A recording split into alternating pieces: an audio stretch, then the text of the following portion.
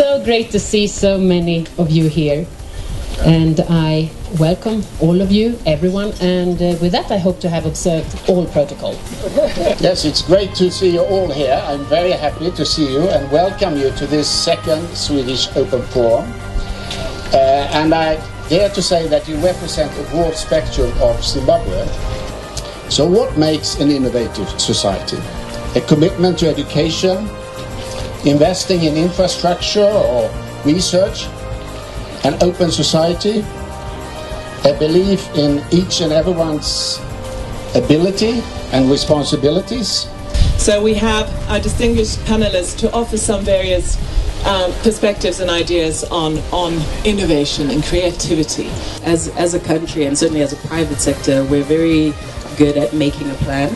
I think Zimbabwe is famous now for making a plan and being able to sort of navigate challenges and get around challenges. But what we don't do as well is innovate, look ahead and anticipate change or create change in certain instances, and to really try and be the driver of change. What are your thoughts here on how to continue to be an innovative enterprise? How do you think around innovation? What is very important is to create and sustain a culture of innovation. That's what we believe would drive, innovation. And how, have we been doing it? Firstly, one of our core values is actually pioneering.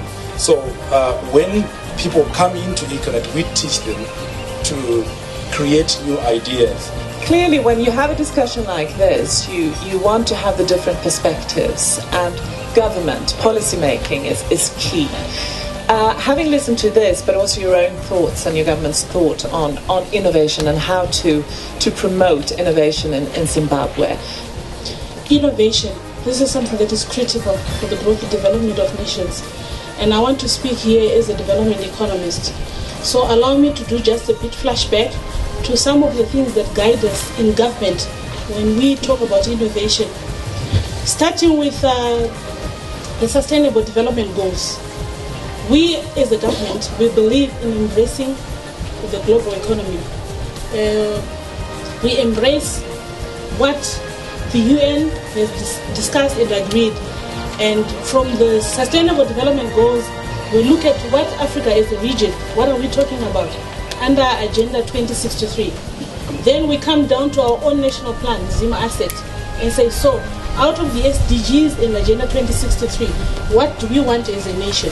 It's not just about what's happening now, but it's seeing into the future and saying, okay, what can we do to improve? How can we solve this problem and actually turn that into something that's a great enterprise maybe, or a great product or a service?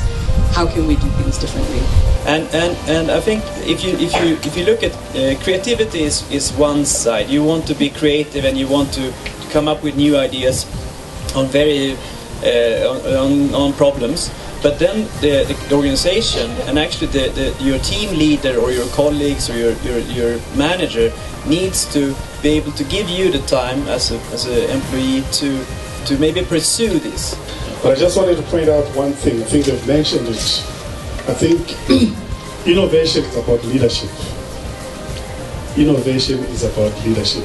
Probably structurally we need to try and get our engineers and chemists and what to get on the forefront of business, because we are risk averse as a society generally. But I think that innovation in Zimbabwe should not just be mentioned along with SRDC, because there's so many other spaces and hubs where innovation is happening. And I think that government needs to open up to actually other spaces where there might not be as much research going on, but there's innovation going on.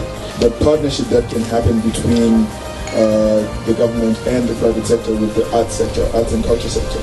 Because for me that is one of the bedrocks of creativity itself and innovation. And even if you are talking about the scientific method, you need to be asking interesting questions and be imaginative to even start the process.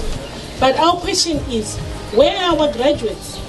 We taught them to think, what is it that we need to do to leverage Zimbabwe from where we are and to make that leap and move forward and be like the rest of the world?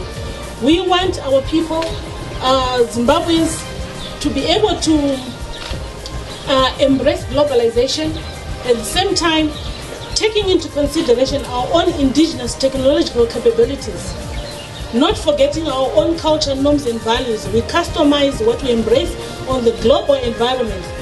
In 1948, Sweden made a law that the employee that comes up with a patented solution will have the benefit of that. So if you're an employee in Sweden, you are allowed to reap the benefits out of your innovation. I think we need to go before we even take our children to school. To what extent do we value the ideas that come from our children? We send our children to crashes. They repeat the same songs all the time. And when they come up with new songs, we say, where did that come from? That is innovation. You know, we also need to have a culture that is promoted. And a comment you made at the beginning about how you can tax the 80% of the economy that's in the informal sector, and it's difficult.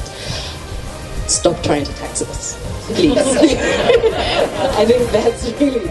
Stop trying to tax us. Stop looking for a way to extract, but look for ways to support, foster, and encourage. It is said that a startup takes 5 years before it actually is established. In Zimbabwe, it's more like 10, because we spend the first 5 years hiding from you instead of working with you to grow us.